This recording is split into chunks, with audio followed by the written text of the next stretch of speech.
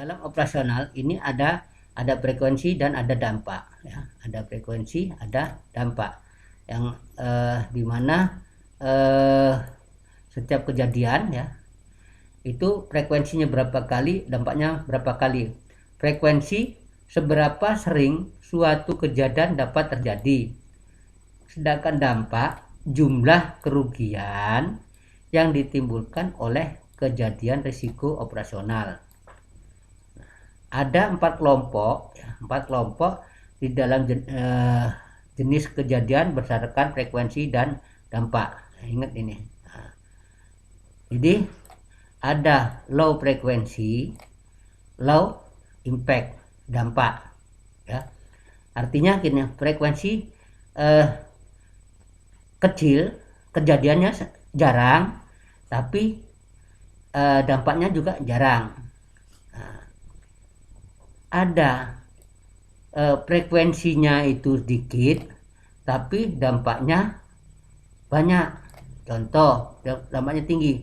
Contoh, jarang terjadi ya. Tapi kalau terjadi dampaknya besar. Contoh nih, terjadinya suatu kebakaran. Itu kan jangan sampai terjadi ya. Terjadinya suatu kebakaran.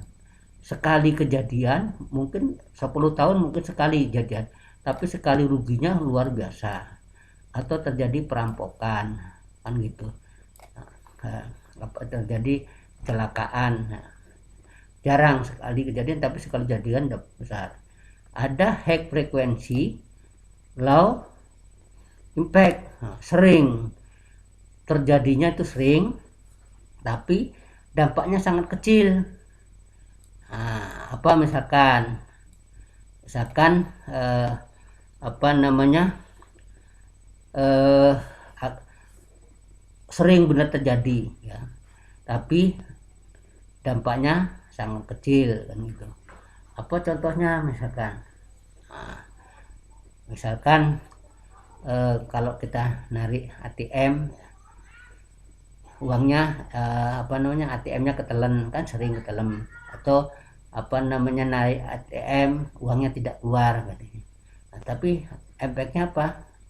Uangnya nggak rugi kan gitu, masih bisa melakukannya. Tapi narik lagi uangnya nggak keluar. Terus misalkan kalau kita dalam bisnis, dalam bisnis frekuensinya tinggi tapi dampaknya kecil.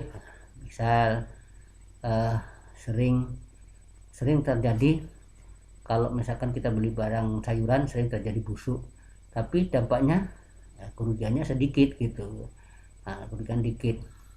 Ada high frekuensi, high impact. Nah ini sering terjadi, kerugiannya besar kan gitu. Nah kalau ini ya tinggalkan. Nah makanya perlunya tadi manajemen risiko, dia mengevaluasi kira-kira dalam bisnis ini ya itu dalam operasional kira-kira sering terjadi atau jarang terjadi. Terus apa makanya kalau frekuensinya tinggi dan impactnya tinggi, dampaknya tinggi, ya tinggalkan saja, nggak usah ini. Nah fokus pengelolaan risiko operasional pada low frekuensi, high impact, high frekuensi, low impact. Nah ini yang nanti yang akan dikelola kan gitu. Kalau yang risiko tinggi, dampaknya tinggi, kejadian sering, risiko tinggi ya tinggalkan saja kan gitu.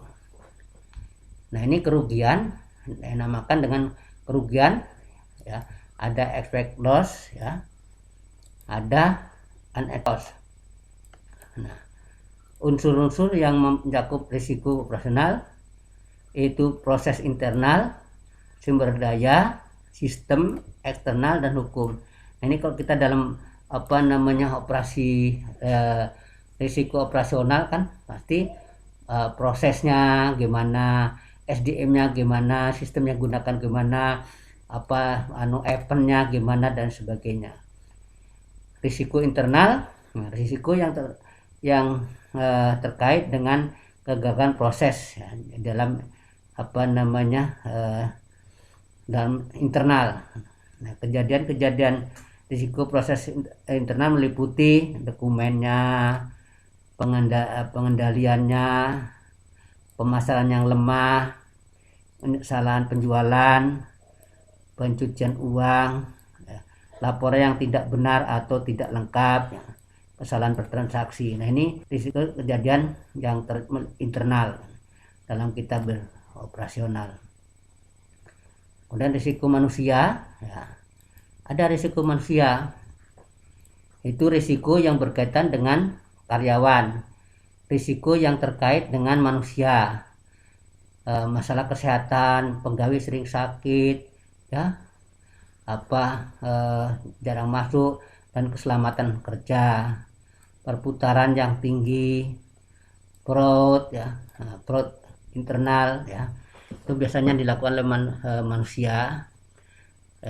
Sengketa kan gitu, praktek manajemen yang buruk, pelatihan karyawan yang tidak memadai, terlalu tergantung pada karyawan tertentu. Jadi kalau si A nggak ada, semua kerjaan nggak jalan kan misalkan. Aktivitas yang dilarang yang dilakukan, ya. Nah, kemudian sistem ini adanya daya tidak lengkap, kesalahan input, pengandilan ini, kesalahan program dan lain sebagainya nih. Ini masalah sistem. Risiko eksternal, nah ini kejadian pada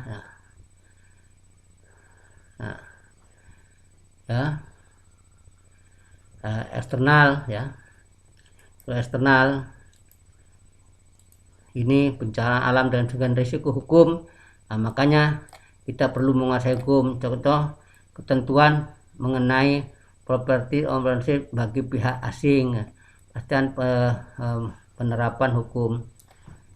Nah, risiko yang disebabkan adanya kelemahan aspek juris yang antara lain disebabkan adanya tuntutan hukum.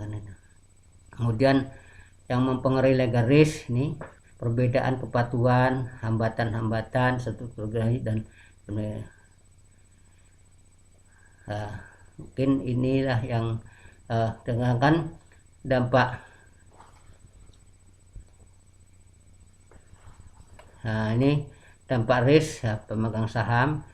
Akibatnya ya ini tadi, karena konsekuensi bila terjadi gagal risiko, maka dampaknya pada pemegang saham. Demikianlah untuk masalah yang Bapak sampaikan mengenai regulasi bank. Tanya kenapa bank itu kok diregulasi? Nah, karena dia adanya risiko sistemik. Apa itu risiko sistemik? Buat ambruknya suatu bank dapat berpengaruh pada perekonomian secara nasional. Demikianlah. Assalamualaikum warahmatullahi wabarakatuh.